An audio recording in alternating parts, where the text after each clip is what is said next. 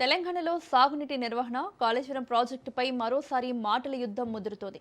ప్రభుత్వం వెంటనే కన్నేపల్లి పంపులను ప్రారంభించి రైతులకు నీరు అందించాలని మాజీ మంత్రి జగదీష్ రెడ్డి డిమాండ్ చేశారు.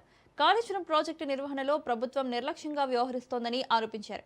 అదే సమయంలో ముఖ్యమంత్రి రేవంత్ రెడ్డి వ్యాఖ్యలపై తీవ్ర అభ్యంతరం వ్యక్తం చేస్తూ షాబాద్ ఘటనను ప్రస్తావించి శాంతి భద్రతల అంశంపైన ప్రభుత్వాన్ని ప్రశ్నించారు. ముఖ్యమంత్రి మాట్లాడిన దానికి పైసా కూడా తేడా లేదు. మీరు కొంచెం జాగ్రత్తగా అబ్జర్వ్ చేస్తే ఎందుకు చెప్తున్నా ఈ మాట అంటే, తనకు నచ్చకపోతే, తను అనుకున్నట్టు జరగకపోతే, తను చెప్పిన మాట వినకపోతే, తను చెప్పిందే ఇతరులు మాట్లాడకపోతే నేను ఏమైనా చేస్తా, నరికి చంపి నెత్తురు పొలాలలో చల్లుతా. వాడు చేసింది అదే. నిన్న జైల్లో పెడతా, రిటైర్డ్ ఇంజనీర్లను కూడా జైల్లో పెడతా.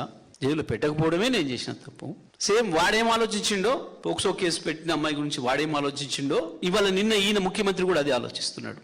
వాడు ఏ రకంగా నరికి చంపిండో ఈయన కూడా అదే చేయాల్సి ఉంటుంది, అయ్యా చేయిస్తానని మాట్లాడుతున్నాడు ముఖ్యమంత్రి. ఎందుకంటే తెలంగాణ ప్రజల తరఫున ప్రశ్నించినందుకు, నీ ధనదాహాన్ని బయట పెడుతున్నందుకు, తెలంగాణ పట్ల నీకుండే విద్వేషాన్ని ప్రజలకు చూపిస్తున్నందుకు, వాడికి ఎట్లయితే అడ్డం వచ్చిండ్రు అని భావించి చంపిండో ఈడ కూడా గట్లనే నీకు అడ్డం వస్తున్నారు కాబట్టి వీళ్ళు నీ ధనదాహానికి చంపేస్తా. పాపం రిటైర్డ్ ఇంజనీర్లు ఆయన దగ్గరికి వెళ్ళి సలహా ఇచ్చిన రోజులు, ఆయనకు పేపర్ ఇచ్చిన రోజులు మంచిగా కనపడ్డారు. పాపం వాళ్ళు ఎప్పుడైనా ఒక తీరునే ఉన్నారు. తెలంగాణ రాకముందు తెలంగాణ కొరకే తాపత్రయపడ్డారు. తెలంగాణ వచ్చిన తర్వాత తెలంగాణలో రైతాంగానికి నీళ్లు ఎట్లా ఇవ్వాలనే విషయంలో తాపత్రయపడ్డారు.